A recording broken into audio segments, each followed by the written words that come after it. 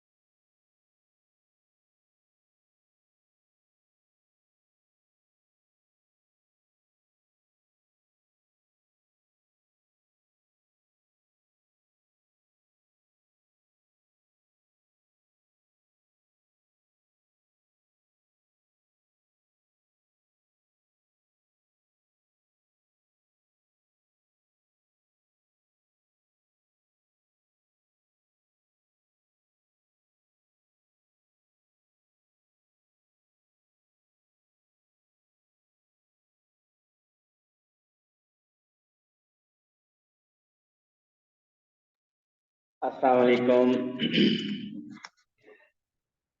Okay जी, we were doing the chapter 3 Newton's law, और उसमें से हम वो क्वेश्चंस कर रहे थे जिसमें पुलिस इन्वॉल्व होती हैं।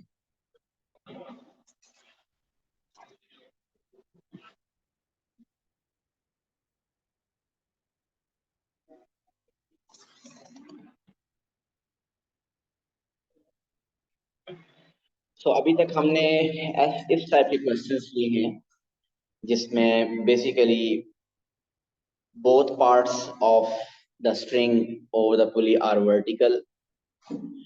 हम क्या करते हैं, सब फोर्सेस लेवल करने के बाद दोनों पार्टिकल्स के लिए अलग अलग इक्वेशन बनाते हैं, net force is equal to M A की। और जब वो बन जाती है उसके बाद नॉर्मली उन इक्वेशन को साइमल्टेनियसली सॉल्व करके एक्सेलरेशन टेंशन फाइंड करते हैं। फिर उसके अलावा हमने ये भी देखा था इस टॉपिक में काफी ज्यादा काइनेमेटिक्स चैप्टर 1 इन्वॉल्व हो रहा है। Chapter 1 mean equations of motion, v is equal to u plus at में जितनी इक्वेशंस ऑफ मोशन है वो अप्लाई होती है। तो अब हम इसके कुछ जरा फर्दर प्रैक्टिस करते हैं क्वेश्चंस। मैंने आपको वर्कशीट सेंड किया।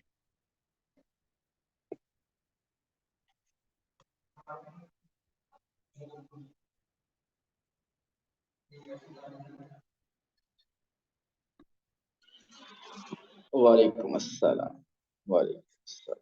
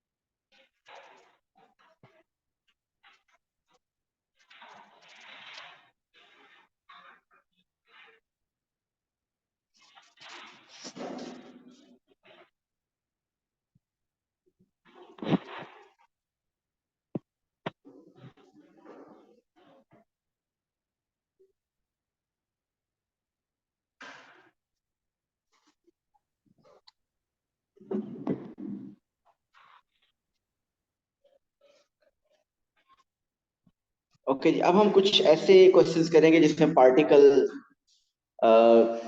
दोनों पार्टिकल्स, जिस तरह ये जो केस हम कर चुके हैं when both the parts are vertical, इस तरह के क्वेश्चन हम कर चुके हैं। अब हम कोई देखेंगे जिसमें कुछ एक वर्टिकल, कोई एक इंक्लाइन भी हो सकता है और हॉरिजॉन्टल भी हो सकता है। कोई ऐसा क्वेश्चन देखते हैं। Let's see this question. So one particle is, you can see, vertical and the other is lying on the inclined plane. देखिए रूल्स आपके वही हैं, वो सेम रहेंगे जो आपने जनरल पढ़े हैं। क्या कि सब फोर्सेस को लेवल करना है, फिर net force is equal to M apply करना है। राइट इलियास? ओके, क्वेश्चन देखिए। Two particles P and Q of masses 0.3 kg and 0.2 kg respectively are attached to the ends of a light inextensible string. The string passes over a fixed smooth pulley which is attached to the edge of a smooth plane.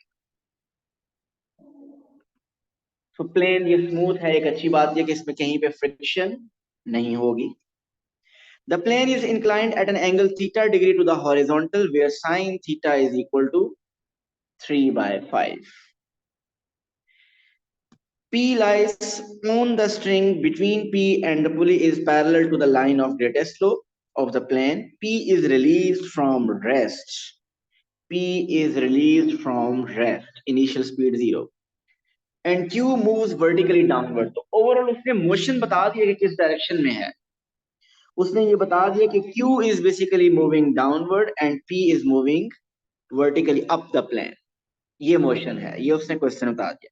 Find the tension in the string and the magnitude of acceleration. So देखिए हमेशा से हम क्या करेंगे, forces label करेंगे, two equations बनाएंगे, उनको simultaneously solve करेंगे, टेंशन भी आ जाएगी, एक्सेलरेशन भी आ जाएगी. सबसे पहले क्यू के ऊपर फोर्सेस लेबल करें.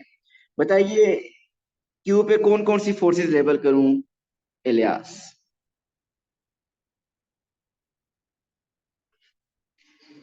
एक वेट वर्टिकल डाउनवर्ड कितना? 0.2 kg मीन 2 न्यूटन. और इसके अलावा क्या लेवल करना है? टेंशन की डायरेक्शन क्या होगी? Upward mean away from the particle Q. So ये है टेंशन. इसके अलावा कोई और फोर्स इसमें लेबल नहीं करनी. अब बताइए इसके लिए नेट फोर्स क्या बनी क्यू के लिए? चलिए क्यू के लिए सिर्फ बताइए what is the net force for Q. Net force is equal to M A. Net force क्या है? 2 माइनस टी या टी माइनस 2? नेट फोर्स होती है forward force minus backward force. और उसने यहाँ पे क्या बताया है कि पार्टिकल किस डायरेक्शन में मूव कर रहा है? क्यू किस डायरेक्शन में मूव कर रहा है? Q moves vertically downwards. So अगर क्यू डाउनवर्ड मूव कर रहा है तो downward force is a forward force. So forward force क्या हुई? 2. So 2 and the backward force is tension. So 2 minus T is equal to M A mean 0.2 A. So ये है आपके पास इक्वेशन फॉर क्यू. अब हमने लिखनी है इक्वेशन फॉर पी. उसके लिए पी की डायग्राम फुली लेबल होनी चाहिए. अब पी पे सब फोर्सेस लेबल कीजिए. पी का weight is acting vertically downward और कितना एक्ट कर रहा है? 0.3 kg मीन 3 न्यूटन. सो सबसे पहले आप इसी को रिजॉल्व कर लीजिए. So perpendicular parallel, this is theta. So theta के opposite this is 3 sine theta. This is 3 cos theta. और बताइए पी पे क्या लेबल करना है हमने? R, normal reaction force perpendicular to the plane. इधर कर दिया मैंने आर लेबल. और कौन सी फोर्स है जो लेबल करनी है इसमें? tension force along the string away from the particle P. अब आपने सब फोर्सेस लेबल कर ली, इसमें फ्रिक्शन है नहीं, इसका मतलब क्योंकि स्मूथ प्लेन था तो नो फ्रिक्शन और तो कोई फोर्स नहीं है। तो अब आप particle P, basically we know particle P is moving up the plane. So what is the forward minus backward? What's the net force here? Rida.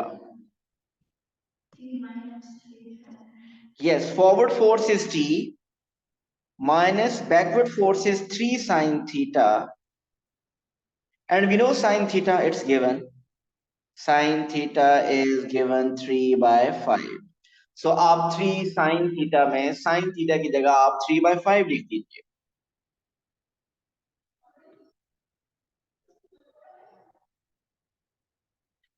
is equal to ma mean 0.3a. सो अब आप इन two equations को simultaneously solve करें, आपके पास acceleration भी आ जाएगी और tension भी आ जाएगी। जी जल्दी से इनको साइमल्टेनियसली सॉल्व करें और बताइए क्या आ रहा है।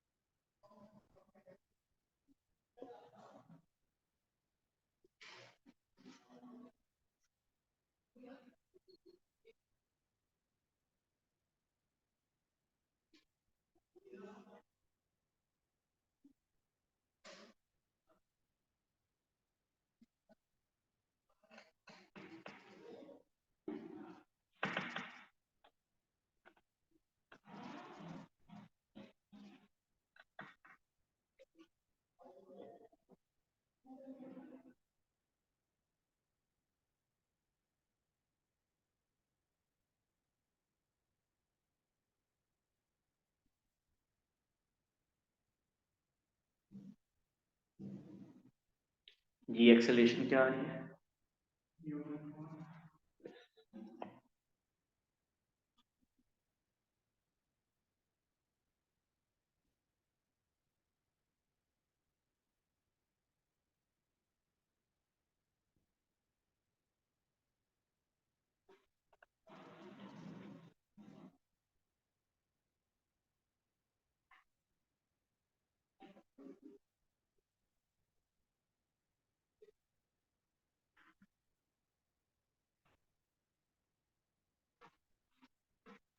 सर मेरी 0.4 आ रही है।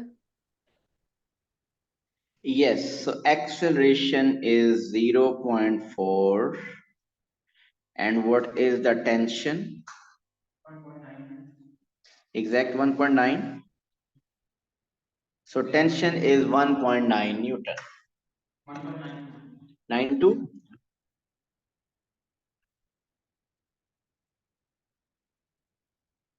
So tension is 1.92 Newton. जी क्लियर है सबको ये क्वेश्चन पार्ट 1। सो देखिए इंक्लाइन प्लेन भी आ गया तो आपके जो बेसिक रूल्स आप सेट कर चुके हैं वो एज इट इज वही हैं। फोर्सेस सब लेवल की, रिजॉल्व करने वाली रिजॉल्व की, net force is equal to M A apply किया। हाँ यहाँ पे अगर वो कहता है नॉर्मल कांटेक्ट फोर्स अगर फाइंड करें, so normal contact force mean perpendicular जो फोर्सेस हैं उनमें net force is equal to M A नहीं लगाना, जो परपेंडिकुलर फोर्सेस हैं they are still in equilibrium. ऐसा कुछ पूछा नहीं है तो उसकी तरफ हम नहीं जाएंगे। इसी का सेकंड पार्ट देखते हैं क्या है।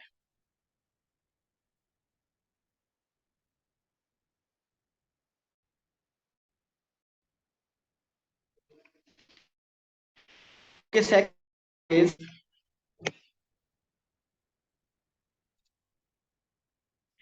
Q hits floor and does not bounce. Q hits the floor and does not bounce. वो जो वर्टिकल पार्ट था Q, वो ग्राउंड को हिट करता है। It is given that P does not reach the pulley in the subsequent motion. Q hit करता है ground को, बाउंस नहीं होता, और P के बारे में कह रहा है कि वो पुली तक भी नहीं पहुंचता। Find the time from the instant at which P is released from Q to reach the floor. Find the time from the instant at which P is released for Q to reach the floor. तो आपको बताना है वो time जो Q को आपने Q को use किया हिट करने में ग्राउंड में. फिर थर्ड पार्ट है when Q hits the floor the string becomes slack. चलें. Find the time taken from the instant at which P is released from the string to become taut again. Okay.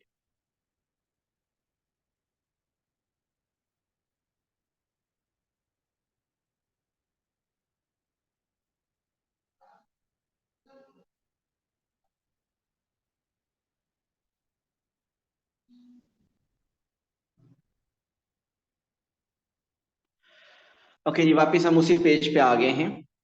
अब आपको वो ये कह रहा है कि वो टाइम फाइंड कीजिए when time taken for Q to hit the ground. So ये वाला टाइम फाइंड करना है. सो क्या ये वाला जो टाइम है ये फाइंड करने के लिए इंफॉर्मेशन हमारे पास सफिशिएंट है? Do we have three information? Yes, we have three information. और वो थ्री इंफॉर्मेशन बताइए कौन कौन सी हैं थ्री इंफॉर्मेशन?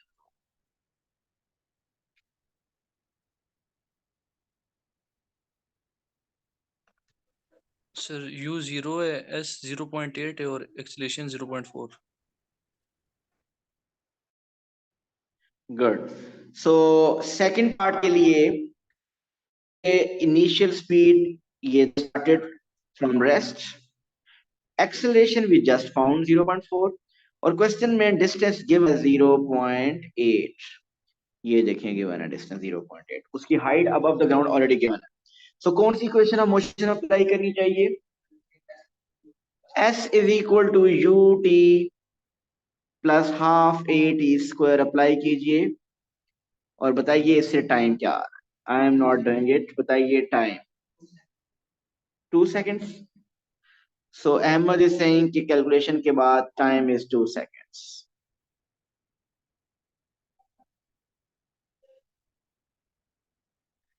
जी, सेकंड पार्ट क्लियर है?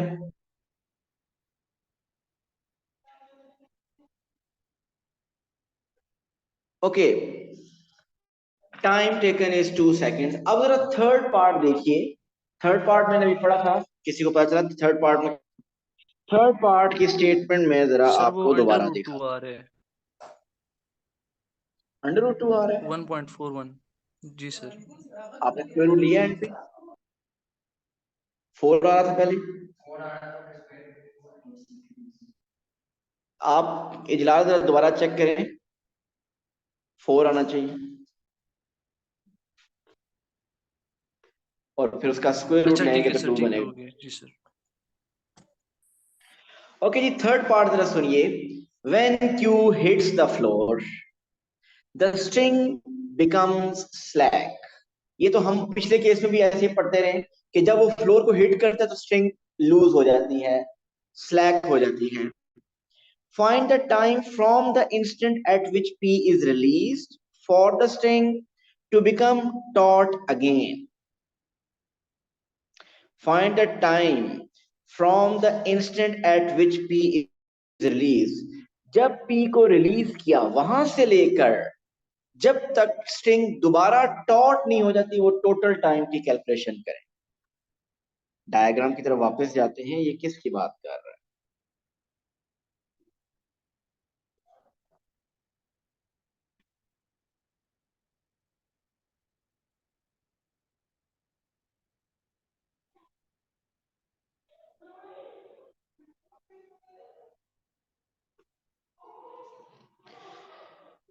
जी, ये कौन से टाइम की बात कर रहा है हमने जो कैलकुलेट करना है?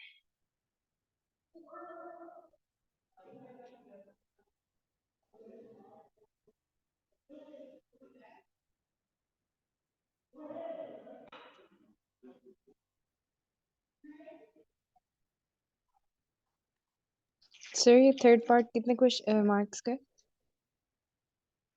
4 marks.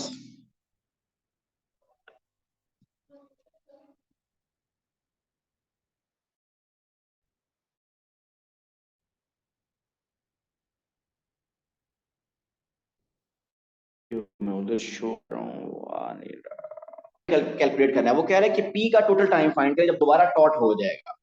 आपको ये बात पता है कि जब हिट किया था क्यू ने ग्राउंड पे, जब क्यू ने हिट किया ग्राउंड पे, उसने कितना डिस्टेंस ट्रेवल किया? 0.8 मीटर। सो उस वक्त पी ने कितना डिस्टेंस ट्रेवल किया होगा?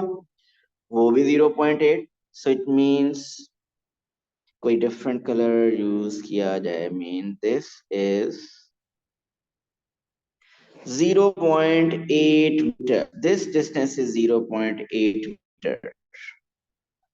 यहां टाइम कितना लगा? 2 सेकेंड। इनिशियल स्पीड कितनी थी? 0। एक्सेलरेशन कितनी थी? बहुत सी चीजें पता है हमें इस पैच के लिए, 0.4। ठीक। अब मुझे ये बताइए कि ये जो पॉइंट है यहां पे जब पहुंचा, इस वक्त क्यू ने हिट किया ग्राउंड को, इलियास, क्या जब क्यू ने हिट किया ग्राउंड को, क्यू तो रुक गया, क्या पी भी रुक जाएगा? नो। ड्यू टू इनर्शिया इसकी मोशन कंटिन्यू रहेगी, लेकिन इसके बाद जो आगे इसकी मोशन होगी वो विदाउट टेंशन होगी। क्यों? क्योंकि स्ट्रिंग तो लूज हो चुकी है, स्ट्रिंग स्लैक हो चुकी है। सो स्ट्रिंग जो इसको पुलिंग फोर्स थी वो खत्म हो जाएगी, टेंशन फोर्स खत्म हो जाएगी। अब ये एक्सेलरेट करने की बजाय ये डीसेलरेट करना शुरू कर देगा, और डीसेलरेट करते करते थोड़ा सा डिस्टेंस ट्रेवल करेगा, और उसने कहा था पुली तक नहीं पहुंच रहा, मीन हो सकता है यहां पे आके वो रेस्ट पे आ जाए। तो टॉप पे जाके रेस्ट पे आ जाएगा, मीन टॉप पे यहाँ पे स्पीड क्या हो जाएगी इसकी? 0। और फिर दोबारा ये रोल बैक करेगा, मीन स्लाइड करता हुआ दोबारा आ जाएगा, और दोबारा इस पॉइंट पे आके दोबारा टॉट हो जाएगी स्ट्रिंग। जहां पे दोबारा आके स्ट्रिंग इसकी टॉट हो जाएगी। So this, and then it will come back and the string will become taut again. आपको ये पी का टोटल टाइम फाइंड करना है। आपको 3 पैचेस का टाइम फाइंड करना है, जिसमें से फर्स्ट पैच का टाइम ऑलरेडी आपके पास है 0.2 सेकेंड्स। सिर्फ ये टाइम आपको फर्दर फाइंड करना है, ग्रीन पैच वाला और फिर ये ब्लू पैच वाला। क्या ग्रीन पैच वाला टाइम और ब्लू पैच वाला टाइम दोनों सेम होंगे? यस। सो कोई एक टाइम हम अपवर्ड मीन ग्रीन पैच वाला टाइम फाइंड करना चाह रहे हैं। अगर हम वो फाइंड करना चाह रहे हैं तो हमारे पास उस ग्रीन पैच में जब टेंशन नहीं है, तो हम क्या ये वाली एक्सेलरेशन 0.4, क्या हम उधर एक्सेलरेशन 0.4 यूज कर सकते हैं? नो। क्योंकि वो जो एक्सेलरेशन थी वो हमने फाइंड की थी ड्यू टू टेंशन। सो अब इस पैच में एक्सेलरेशन डिफरेंट है, इनफैक्ट यहाँ पे तो डीसेलरेशन है। सो आप बता सकते हैं कि वो डीसेलरेशन क्या कैसे फाइंड करेंगे? पहली बात, डीसेलरेशन में फाइंड क्यों करना चाह रहा? क्योंकि इधर की कैलकुलेशन करने के लिए मुझे 3 इंफॉर्मेशन चाहिए, और मेरे पास कितनी इंफॉर्मेशन हैं? ओनली 1। कौन सी? Final speed. मुझे पता है फाइनली वो जाके रेस्ट पे आ जाएगा, इसके अलावा हमारे पास कुछ नहीं है। हाँ, मैं इनिशियल स्पीड फाइंड कर सकता हूँ। इनिशियल स्पीड कैसे फाइंड कर सकते हैं? क्योंकि वो जो प्रीवियस पैच है उसकी बहुत सी इंफॉर्मेशन आपको पता है, उसकी फाइनल स्पीड करोगे वो इसकी इनिशियल बन जाएगी।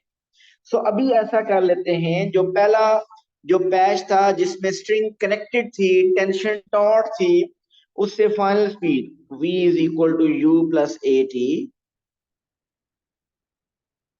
के थ्रू फाइनल स्पीड कैलकुलेट कर लें। और बताइए, final speed is initial speed 0, acceleration थी 0.4 and time was 2, so final speed is 0.8 metre पर सेकेंड। सो इसका मतलब ये जो पॉइंट है यहाँ पे स्पीड है 0.8 मीटर पर second. So this is the speed 0.8। अब उस ग्रीन पैच के लिए आपको 2 इंफॉर्मेशन मिल गई है, इनिशियल स्पीड और फाइनल स्पीड। थर्ड इंफॉर्मेशन हमेशा नॉर्मली एक्सेलरेशन ही फाइंड पड़ती है। क्या किसी को डायरेक्ट एक्सेलरेशन पता है? यहाँ पे प्लीज -10 या +10 मत कहिएगा, क्योंकि ये फ्री फॉल मोशन नहीं है, ये स्लाइड कर रहा है अप और डाउन, पर फ्री फॉल नहीं है, 10 नहीं हो सकती। यहाँ पे एक्सेलरेशन कैसे कैलकुलेट करें? इनफैक्ट डिसेलरेशन यहाँ कैसे कैलकुलेट करें? सर टी की वैल्यू 0 लगाएंगे पी की इक्वेशन में। टी की वैल्यू 0 लगाएंगे। जो पहले आपने पी के लिए इक्वेशन बनाई थी, फॉरवर्ड फोर्स उसमें थी टेंशन, बैकवर्ड फोर्स थी 3 sin थीटा, ऐसे ही है, यही थी ना आपके पास। अब आपकी टेंशन, क्योंकि स्ट्रिंग स्लैग होने सिर्फ ये टेंशन खत्म कर दें इसमें से, सो इसी टेंशन को जस्ट रिमूव कर दें। सो -3 into 3/5 is equal to 0.38। क्या आप कहते हैं कि उस टेंशन को 0 कर दें? So tension 0 -3 into 3/5 is 9। सो यहां से आपके पास डिसेलरेशन बताइए क्या है? -6। सर हमें ये कैसे पता कि फाइनल स्पीड ग्रीन पैच की 0 है? सो डिसेलरेशन आ गई -6,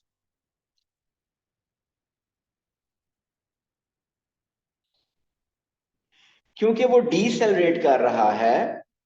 एक बात हमें पता है कि अब फॉरवर्ड फोर्स नहीं है उसके ऊपर, टेंशन फोर्स है, तो अब वो डिसेलरेट, अब सिर्फ उसको ये कि फोर्स लग रही है बैकवर्ड में, तो वो ऐसा ऐसा स्लो होगा, वो तो मोशन की वजह से पहले चल रहा था, ऐसा ऐसा स्लो होगा और फाइनल 0 होगा। और आपका क्वेश्चन कि फाइनल हमें कैसे पता चला कि पुली से पहले 0 होगा, उसने क्वेश्चन में लिखा था।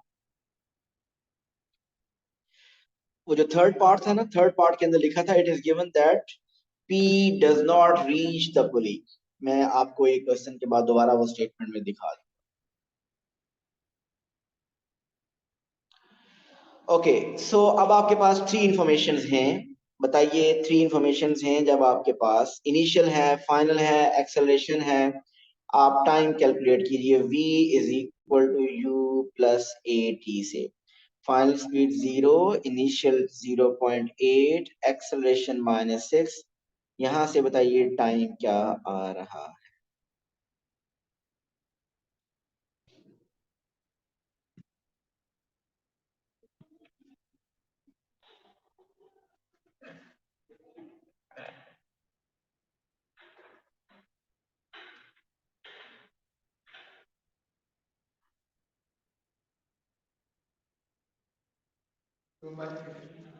To by 15।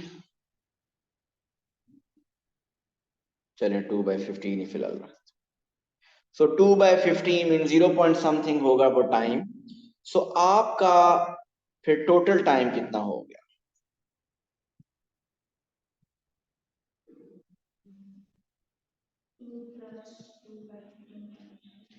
यस, स्टार्ट में टाइम था 2/15 और 2/15 दो दफा करेंगे, ऊपर जाते हुए फिर नीचे आते हुए। इनको टोटल ऐड करें और फिर 3 सिग्निफिकेंट फिगर का आंसर दें।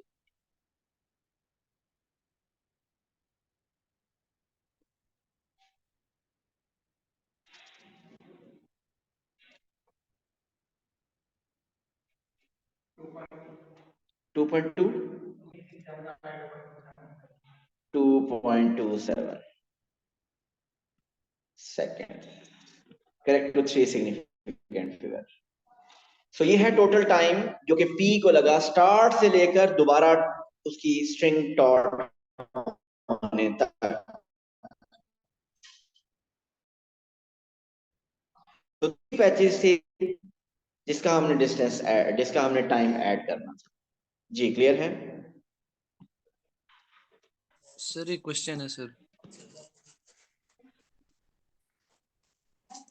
एक मिनट में आता हूँ।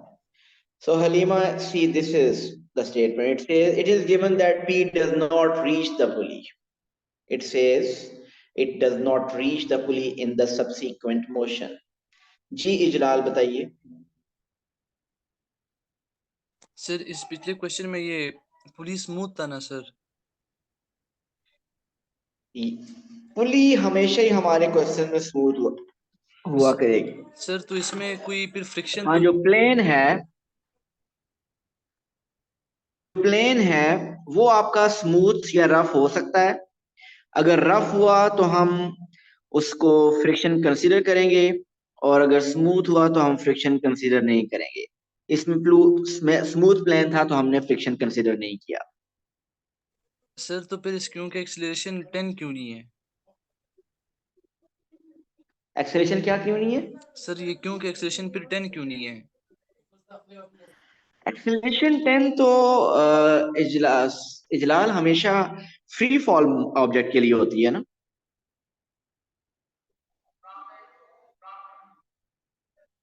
ऐसे नहीं अच्छा है, ठीक है सर। ये तो प्लेन जी के सर। ऊपर है। जब आपके पास एक कोई बॉल आप ऊपर थ्रो करो, फिर फ्री फॉल ऊपर जाए और फिर नीचे आए, तो उसके लिए आपकी एक्सेलरेशन 10 होती ठीक है sir, okay, thank you sir.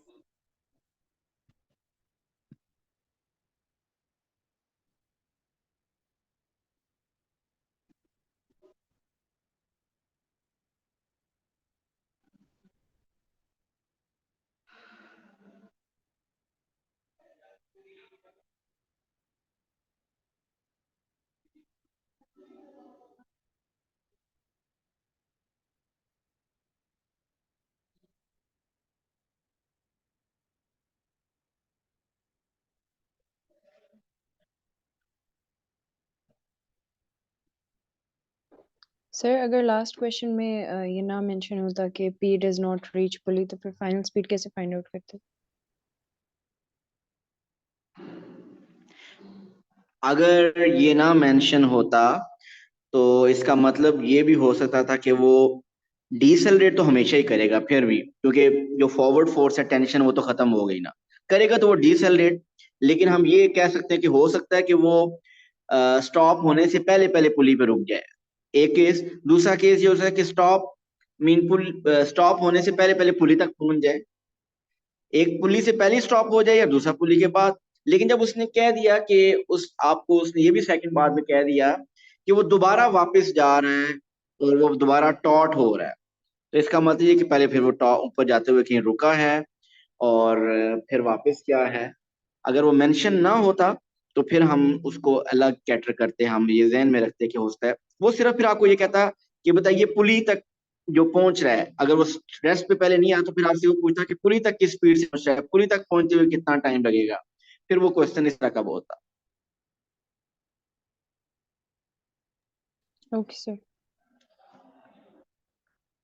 Okay जी, ये एक क्वेश्चन और कर लेते हैं। इसमें दोनों पार्ट्स वर्टिकल हैं। इजी क्वेश्चन है, लेकिन शायद इसका सेकंड पार्ट में कुछ हो। Two particles A and B of masses 0.4, 0.2 respectively are connected by light inextensible string which passes over a fixed smooth pulley. Pulley हमेशा smooth होगी. Both A and B are 0.5 meter above the ground. The particles hang vertically. The particles are released from rest in subsequent motion. B does not reach the pulley. So इसका मतलब ये भी पता चल गया कि B ऊपर जाएगा, A नीचे जाएगा। और दूसरी बात ये पता चली कि बी पुली तक नहीं पहुंचेगा। A remains at rest after reaching the ground. For the motion before A reached the ground, show that the magnitude of acceleration of each particle is 10 by 3 and find the tension. जी जल्दी से दोनों के लिए equations बनाइए forces की, उनको simultaneously solve करें, acceleration भी आ जाएगी, टेंशन भी आ जाएगी, और एक्सेलरेशन की वैल्यू एग्जैक्ट कैलकुलेट करनी है।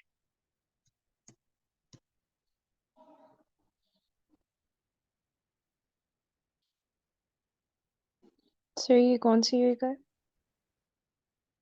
ये किस ईयर का है? मई जून 19, क्वेश्चन 5, पेपर 4-2।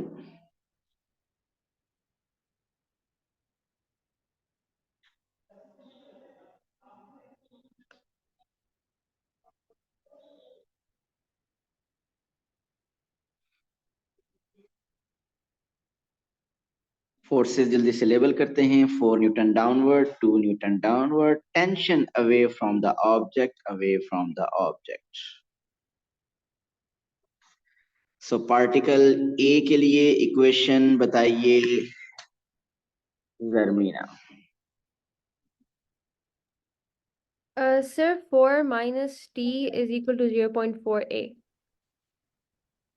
गुड।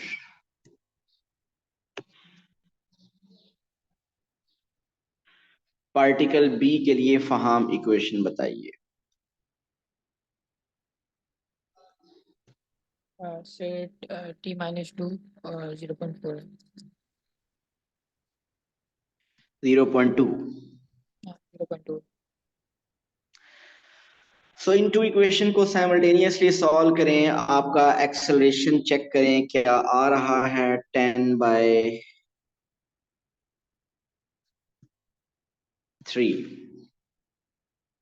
ये आंसर आना चाहिए। और बताइए टेंशन क्या आ रही है।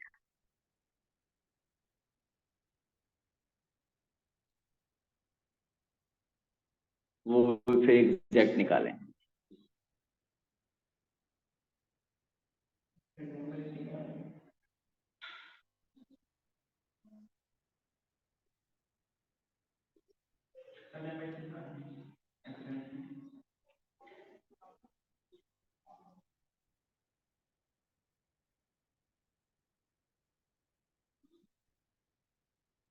टेंशन क्या आ रही है 8/3।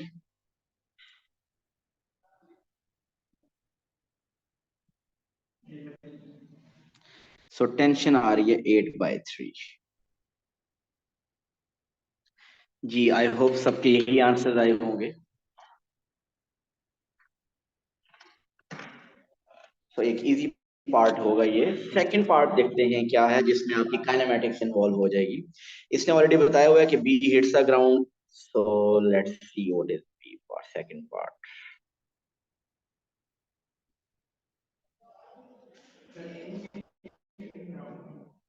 हाँ बिल्कुल। Find the max height of B above the ground. Find the maximum height of B above the ground.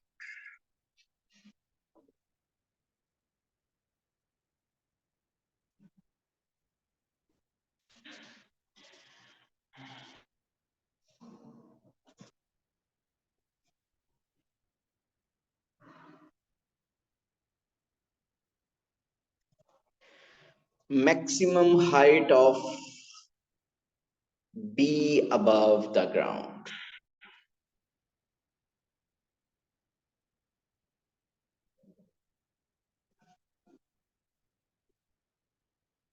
B का है उसने A का।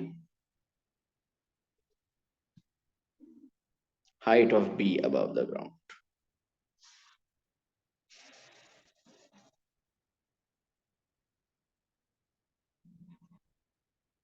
B नीचे जा रहा है ऊपर जा रहा है, पता है ना हमें। B ऊपर जा रहा है। तो ये मैक्सिमम हाइट आपने फाइंड कर।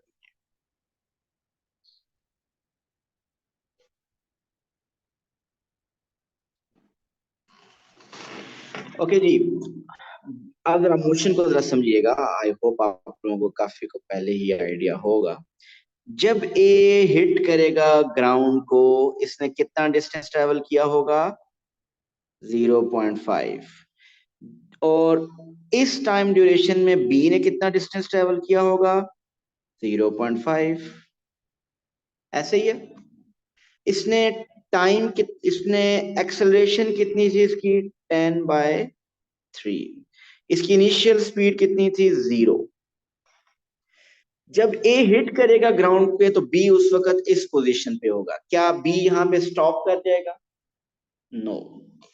तो बी फर्दर अपना मोशन अपवर्ड कंटिन्यू करेगा, और क्योंकि ये पुली तक नहीं पहुंच रहा, मीन यहां तक टॉप तक पहुंचेगा।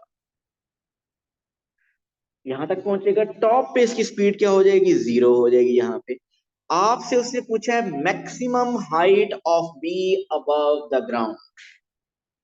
आपको पता है कि दिस हाइट इज 0.5 ऑलरेडी। This height is 0.5। Only you need to find this specific height. ऐसे ही है ना। तो आपको ऑलरेडी पता है कि ये 0.5 प्लस 0.5 के 1 मीटर है। अब वो जो ऊपर वाला जो जर्क था, वो जर्क पाथ में जिसमें टेंशन नहीं है, जब ए हिट कर चुका था ग्राउंड को, टेंशन स्ट्रिंग लूज हो चुकी थी, टेंशन रिमूव हो चुकी थी। वो जो लास्ट पैच है उसकी कैलकुलेशन जस्ट करनी है, उसका टाइम फाइंड करना है। क्या उस पैच में आपको 3 इंफॉर्मेशन पता है? You know final speed 0. Do you know any other thing? We know the acceleration. बताइए acceleration क्या है?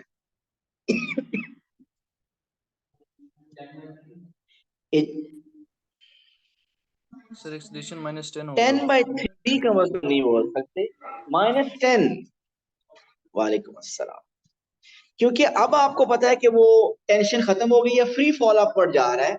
अगर आप दोबारा करना चाहते हैं तो बी की ये जो इक्वेशन है इसमें से ये टेंशन उड़ा दें आप, आपके पास क्या आएगा, -2 / 0.2a विच इज -10।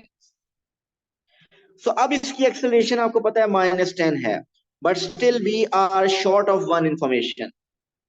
एक और इंफॉर्मेशन होनी चाहिए ताकि 3 इंफॉर्मेशन आ जाए, और वो इंफॉर्मेशन कहां से आएगी, दिस स्पीड। ये एक स्पीड है जो कि दोनों पैचेस के लिए कॉमन स्पीड है। सो आप फर्स्ट पैच के लिए फाइनल स्पीड, इसके लिए इनिशियल बनी। तो आपके पास 3 इंफॉर्मेशन हैं यहाँ पे, इधर आप अप्लाई कीजिए 2as is equal to v² - u²। ये वो उस पैच पे अप्लाई करें जब आपके पास टेंशन थी, स्ट्रिंग टॉट थी, acceleration was 10/3, distance traveled is 0.5, final speed we want to calculate initial 0। Exact answer बताइए अगर पॉसिबल है तो।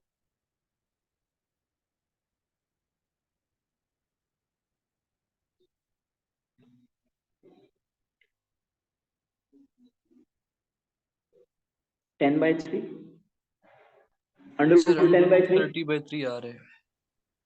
√20/3 सर √30/3।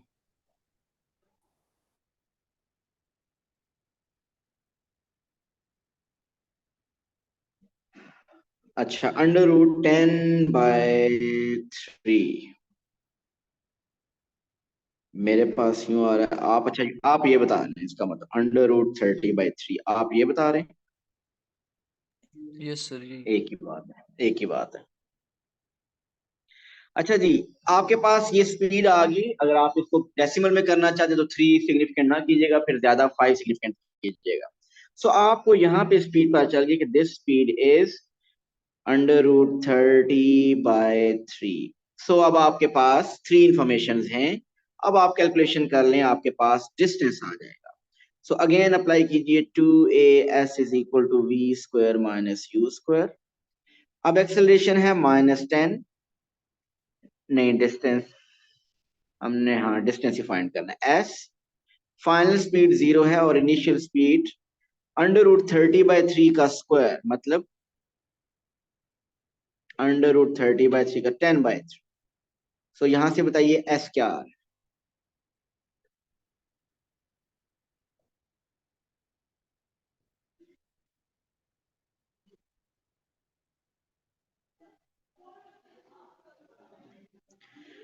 (1/6)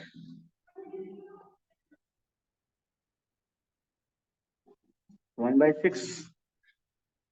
तो अब आपको फाइंड करना है टोटल डिस्टेंस। तो ये है 1/6। तो इन तीनों को ऐड कर दीजिए।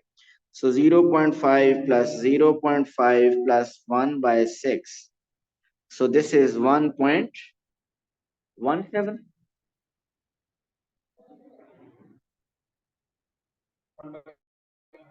1.17 correct to 3 significant figure.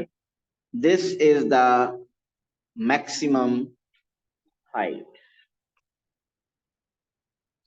Ji clear है